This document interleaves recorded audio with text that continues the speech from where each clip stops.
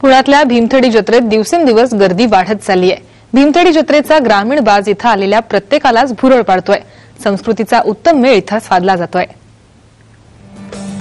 भीमथडी जत्रेतील ही खाऊ गल्ली, जत्रेत बचत गटांच्या स्टॉल्सचा फेरफटका मारल्यानंतर इथे प्रत्येकाची पावलं वळतात, कारण इथून येणारा गावरान पदार्थांचा घमघमाट, ज्वारी बाजरीची भाकरी, पिठलं, ठेचा, हुरडा, मांडे, मासवड्या, काय घेऊ आणि काय नको असं खवय्यांना होऊन जातं।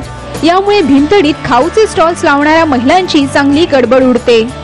इथं आम्ही मांडे बनवतो खापरावरचे खानदेशी आणि रिस्पॉन्स बऱ्यापैकी। पुण्यातले लोक आमटी बरोबर मांडे खातात, तुपा बरोबर खातात, कुणी गुळवणी मागतं, प्रत्येकाची वेगवेगळी आवड असते। आमच्याकडे झणझणीत रस्सा असतो आणि साधारणतः शहरामधले लोक साधारणतः एवढं झणझणीत खात नाही आणि ते विशेषतः आहे असं कोल्हापुरी एकदम झणझणीत मसाला असल्यामुळे आवडीने खातात हे। गावरान चिकन, मटण, पांढरा रस्सा, तांबडा रस्सा, माशांचं कालवण, प्रत्येक जण आवडीनुसार इथे खाद्यपदार्थांवर ताव मारतो।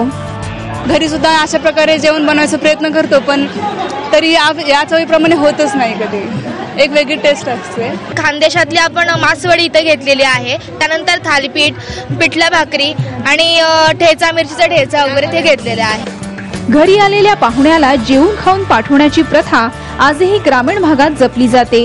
या जत्रेतही हीच परंपरा जपली जाते। यातूनच आपली संस्कृतीही दिसून येते। साम टीव्ही, पुणे।